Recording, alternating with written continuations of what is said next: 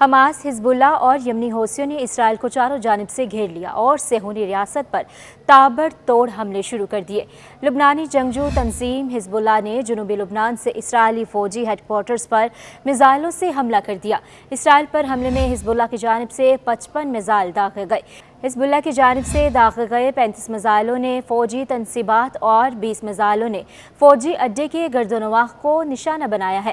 Missile حملوں سے اسرائیل میں بڑے پیمانے پر تباہی ہوئی اور شمالی اسرائیل کے الجلیل فوجی اڈے پر آگ بھڑک اٹھی۔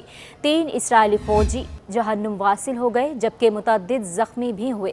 حزب اللہ کے ایک اعلیٰ سیکیورٹی عہدیدار نے صہیونی حکومت کے خلاف جاری حالیہ لڑائی کو تحریک مزاحمت کے خلاف امریکہ اور نیٹو کی جنگ قرار دیا ہے۔ لبنان میں حزب اللہ کے زمینی اور سمندری سرحدی امور کے عہدیدار نواف الموسوی کا کہنا ہے کہ لبنان کے خلاف اسرائیل کی جنگ آخری جنگ کی طرح ہے۔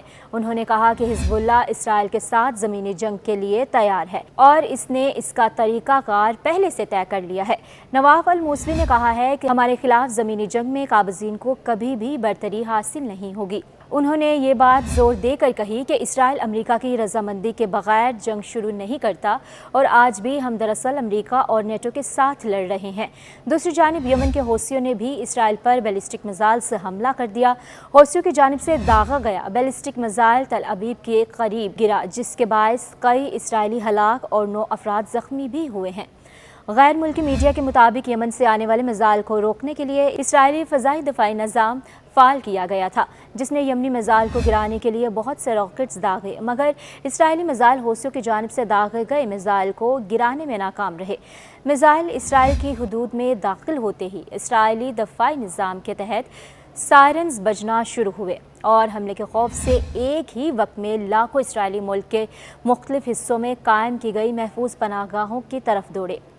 یمنی حوثیوں کے حملے کے بعد حوثی ترجمان یحییٰ سری نے اپنے بیان میں کہا کہ ہم نے اپنے ہائپرسونک بیلسٹک میزائل سے جافا کے علاقے کو نشانہ بنایا اور اپنا ٹارگٹ حاصل کر لیا ہے۔ یحییٰ سری نے مزید کہا کہ ہمارے فائر کیے گئے ہائپرسونک میزائل نے 2000 کلومیٹر سے زائد کا سفر صرف 11 منٹ 30 سیکنڈ میں طے کیا اور اسرائیل میں اپنے ٹارگٹ تک پہنچا اور اس نے پہلی مرتبہ 20 لاکھ اسرائیلیوں کو ایک ہی وقت میں محفوظ پناہ گاہوں میں جانے پر مجبور کیا۔ حوثی ترجمان یحییٰ سری نے مزید کہا کہ پہلے ڈرون اور اب میزائل یہ سب بغیر کسی رکاوٹ کے اسرائیل پہنچ گئے۔ اسرائیل کے خلاف حملے مستقبل میں مزید بڑھیں گے۔ یحییٰ سری نے خبردار کیا کہ 7 اکتوبر قریب آنے کے ساتھ اسرائیل پر مزید بڑے حملے کریں گے۔ چند گھنٹوں کی خاموشی کے بعد اسرائیلی فوج نے یمنی مسلح افواج کی جانب سے داغے گئے میزائل کو روکنے میں فضائی دفاعی نظام کی ناکامی کا اعتراف کر لیا۔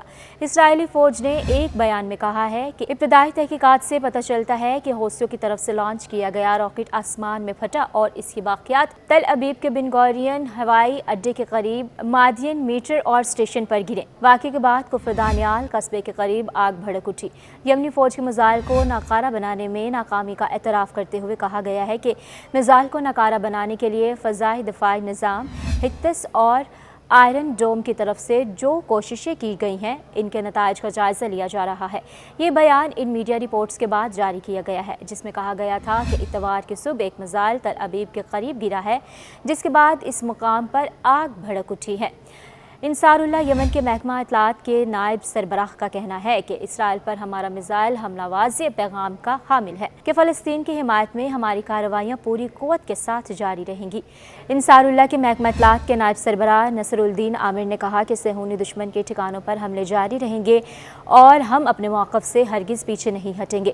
انہوں نے یہ بات زور دے کر کہی ہے کہ ہم اپنے ہتھیاروں کو مسلسل اپ گریڈ کر رہے ہیں اور بہت جلد اسرائیل کے اہم ترین ایئر ڈیفنس سسٹم کو نشانہ بنائیں گے۔ نصر الدین عامر کا کہنا تھا کہ ہم اسرائیل کے خلاف کارروائیوں کو مزید مؤثر بنانے کے غرض سے فلسطین کی تحریک مزاحمت کے ساتھ مسلسل رابطے میں ہیں۔ نصر الدین عامر نے واضح کیا ہے کہ ہم کسی بھی صورتحال سے نمٹنے کے لیے تیار ہیں اور جو بھی ہم پر حملہ کرے گا اسے یقینی طور پر اس کی بھاری قیمت چکانا پڑے گی۔ ادھر اسرائیل کے مرکزی شہر رملہ میں کار بم دھماکے میں 4 اسرائیلی ہلاک اور کم از کم 8 زخمی ہو گئے۔ مقامی ہسپتال صاف حروف میڈیکل سینٹر کے ترجمان نے بھی 4 اسرائیلیوں کی ہلاکت کی تصدیق کرتے ہوئے کہا کہ زخمیوں کو طبی امداد فراہم کی جا رہی ہے۔ पुलिस हुकाम के मुताबिक वाक़े की तहकीकात शुरू कर दी गई है।